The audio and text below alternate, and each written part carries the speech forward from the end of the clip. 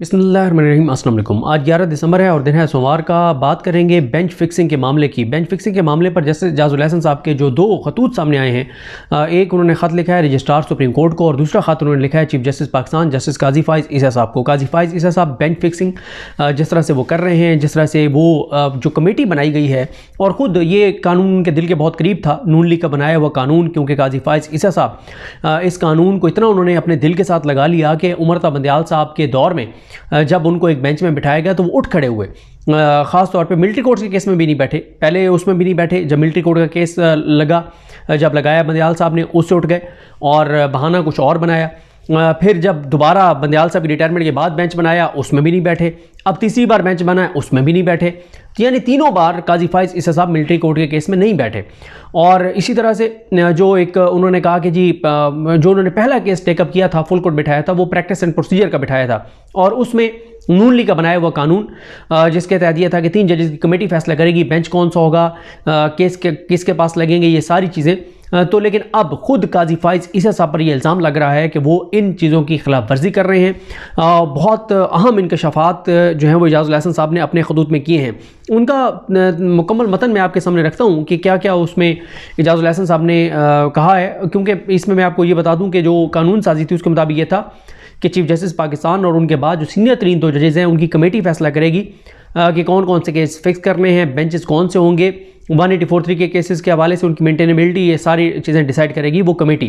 अब उस कमेटी के अंदर क्या हो रहा है वो कच्चा चट्टा खोल के रख दिया है इजाज़ुल हसन साहब ने कि काजी फ़ाइज़ ईसा साहब कैसे मनपसंद बेंच बना रहे हैं। और मनपसंद बेंचेस का मकसद ये होता है कि आप मनपसंद फैसले चाह रहे होते हैं।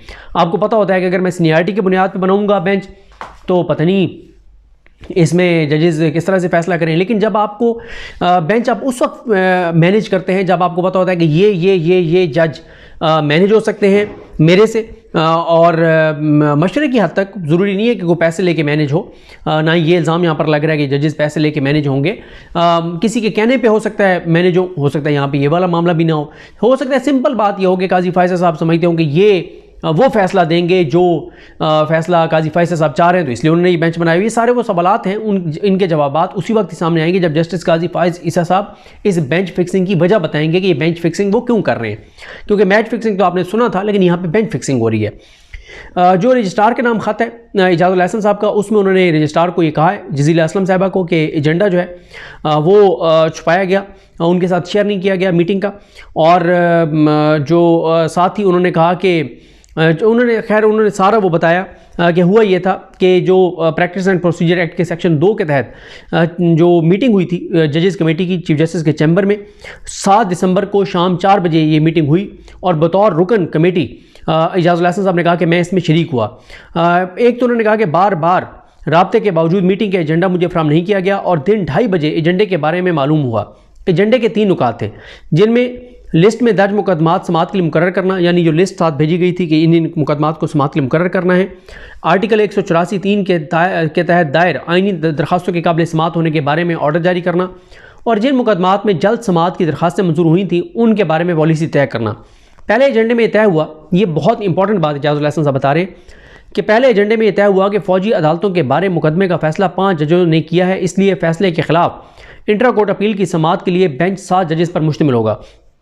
इजाज़ुल हसन साहब कहते हैं कि इस मौके पर मैंने वाशगाफ अल्फाज में इजलास को बताया कि पिक एंड चूज़ का तासुर ज़ायल करने के लिए ज़रूरी है कि इस केस की समाअत करने वाले एपलेट बेंच में सीनियर जजेस को शामिल किया जाए, क्योंकि ये भी पीडीएम ने नून लीग ने कानून बनाया था कि 184(3) का केस जब डिसाइड करेंगे सुप्रीम कोर्ट के जजेस, जितने जजेस डिसाइड करेंगे उससे बड़ा बेंच है वो उसके ऊपर अपील सुनेगा।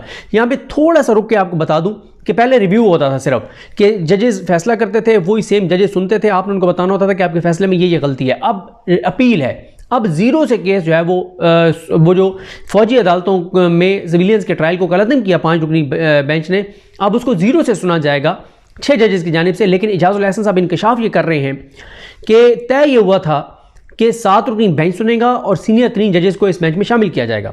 और उन्होंने कहा कि जब मैंने ये तजवीज़ दी कि पिक एंड चूज़ ना किया जाए और सीनियरिटी की बुनियाद पर 7 जजेस को लाया जाए, तो उन्होंने कहा मेरी तजवीज़ से चीफ जस्टिस ने इत्तफाक किया और कहा कि इस सिलसिले में मुतल्लिका जजेस से रब्ता करके उनसे बात करूँगा और अगर कोई सीनियर जज बेंच में शमूलियत पर राजी ना हुआ तो उनकी जगह अगले सीनियर तरीन जज को शामिल किया जाएगा। यही असूल केस नंबर 3 से 6 के लिए भी अपनाने पर इतफाक हुआ। अच्छा, दूसरा केस वो मज़ाहिर अकबर नकवी साहब का था, उसमें भी काजी फैसल साहब ने जो है वो बकौल इस लेटर के डंडी मारी है, बेंच फिक्सिंग की है। यह फैसला हुआ कि 3 रुकनी बेंच सीनियरिटी के असूल पर तश्कील दिया जाएगा। इस बात पर भी इतफाक हुआ कि मज़कूरा दोनों मुकदमात के मामले में मुतल्लिका जजेस की राय लेने के बाद कमेटी के अरकान को आगाह कर दिया जाएगा। यानी ये तय हुआ था कि जब चीफ जस्टिस जजेस से बात करेंगे और अगर कोई नहीं बैठना चाहेगा तो फिर इस कमेटी को बताया जाएगा कि फ़लाँ फ़लाँ जज ने इनकार कर दिया, उसमें इतना तपड़ नहीं है, उसमें इतनी जुर्रत नहीं है, उसमें इतनी वो नहीं है कि वो बैठ के और ये केस सुन सके, तो वो भाग गया है। तो इसलिए, और उनमें अक्सरियत अब काजी साहब के ग्रुप के लोग हैं, तो बता दिया जाएगा कमेटी को। रजिस्ट्रार के नाम खत में एजाजुल हसन साहब ने कहा कि कमेटी के फैसलों के बाद जुमे को दोनों बेंचों की मालूमात का इंतज़ार किया और कम से कम 3 बार फ़ोन पर आपसे रब्ता किया। यानी रजिस्ट्रार को वो कह रहे हैं कि 3 बार मैंने आपको कॉल की, मेरे ऑफिस ने इंतज़ार किया, लेकिन हर बार मेरे ऑफिस को बताया गया कि आपके नोट के साथ, यानी रजिस्ट्रार के नोट के साथ फाइल जो है वो चीफ जस्टिस को भेजी गई है। आखिरी बार 6:30 बजे रब्ता करने पर बताया गया कि आप काम ख़त्म करके घर जा चुकी हैं, यानी रजिस्ट्रार साहबा घर जा चुकी हैं। एजाजुल हसन साहब जो उस कमेटी के मेंबर हैं, उनको मिनट्स उनके साथ शेयर किए बगैर, उनको बताए बगैर, उनको मिनट्स दिखाए बगैर, जुमे और हफ्ते को ना तो 5वीं मीटिंग की फाइल मुझे भेजी गई, ना मिनट्स मुझे दिखाए गए, ना ही मिनट्स पर मुझसे दस्तखत लिए गए, लेकिन उसके बावजूद सुप्रीम कोर्ट की वेबसाइट पर मिनट्स अपलोड किए गए। खत में कहा गया है कि कमेटी के मेंबर के नाते मेरा हक और फ़र्ज़ है कि मीटिंग में जो बातें हुई और जो फैसले हुए मिनट्स में उसकी सही अक्कासी को यकीनी बनाऊं। किसने क्या कहा, किस चीज़ पर इतफाक हुआ, कहाँ इख्तलाफ हुआ, इस बारे मिनट्स में सब कुछ मौजूद होना चाहिए। लेकिन जो 5वीं मीटिंग के मिनट्स हैं जो आपने बनाए हैं और अपलोड किए हैं, उसमें सूरत हाल की सही अक्कासी नहीं की गई, गलत बयानी है, झूठ है उसमें, उन मिनट्स में। जो मीटिंग में डिस्कस कुछ और हुआ, मिनट्स कुछ और जारी कर दिए। ज़ाहिर है काजी फैसल साहब, रजिस्ट्रार साहबा, वो अपनी मर्जी से चीज़ें कर रहे हैं। खात में प्रैक्टिस एंड प्रोसीजर एक्ट के सेक्शन 2 का मतन देते हुए एजाजुल हसन साहब ने कहा है कि कानून के मुताबिक कमेटी में अक्सरियती राय पर फैसले होते हैं, लेकिन स्पेशल बेंच की तश्कील का फैसला कमेटी का नहीं, कमेटी के सामने ये मामला रखा ही नहीं गया। अच्छा, अब यहाँ पर सवाल यह है कि ये क्या भुट्टो वाले केस की बात हो रही है, किस केस की बात हो रही है कि वो तो मामला इस कमेटी के सामने रखा ही नहीं गया। अगर स्पेशल बेंच, अच्छा ये मुझे लगता है इसी की बात हो रही है कि अगर स्पेशल बेंच का मामला रखा जाता तो बतौर रुकन इससे इत्तफाक करता, इख्तलाफ करता या राय देने से गुरेज करता, लेकिन अफसोस के साथ ऐसा नहीं हुआ। कमेटी के फैसले के मुताबिक फौजी अदालतों के मामले में अपील के लिए 7 रुकनी तश्कील बेंच जो है वो तश्कील दिया जाना था, लेकिन 6 रुकनी तश्कील दिया गया। इस बारे में मुझे मुकम्मल तौर पर अंधेरे में रखा गया कि सीनियरिटी में ऊपर के किस जज ने बेंच में बैठने से माजरत की। आर्टिकल 184(3) के तहत दायर आइनी दरख्वास्त की समाअत के लिए भी बेंच की तश्कील में सीनियरिटी के असूल को पामाल किया गया। इस अदालत के हर जज को इंतहाई कदर की निगाह से देखता हूँ, लेकिन असूल, शफाफियत और इस अदालत की साख और इज़्ज़त की खातिर 3 रुकनी बेंच सीनियरिटी की बुनियाद पर बनना चाहिए था, क्योंकि इत्तफाक इसी पर हुआ था। ये मज़ाहिर अकबर नकवी साहब की दरख्वास्त पर बात हो रही है जो उन्होंने सुप्रीम जुडिशल काउंसिल की जानिब से जारी शोकॉज नोटिस को चैलेंज किया है। उसमें भी तय ये हुआ था कि सीनियरिटी की बुनियाद पर होगा, लेकिन किया क्या गया कि जूनियर तरीन जजेस को जो है उसमें डाला गया। यही होती है बेंच फिक्सिंग। जब आपने मर्जी के फैसले लेने होते हैं उसी वक्त आप ऐसे करते हैं। अब ये तो काजी साहब बताएंगे कि क्या वो हर मामले में अपनी मर्जी का फैसला लेना चाह रहे हैं। उसके बाद उन्होंने कहा कि रिकॉर्ड दुरुस्त रखने के लिए ये ख़त लिख रहा हूँ कि मुझे दिखाए बगैर और मेरे दस्तखत लिए बगैर मिनट्स वेबसाइट पर अपलोड किए गए। उम्मीद रखता हूँ कि मेरे ख़त को भी इसी तरह सुप्रीम कोर्ट की वेबसाइट पर अपलोड किया जाएगा।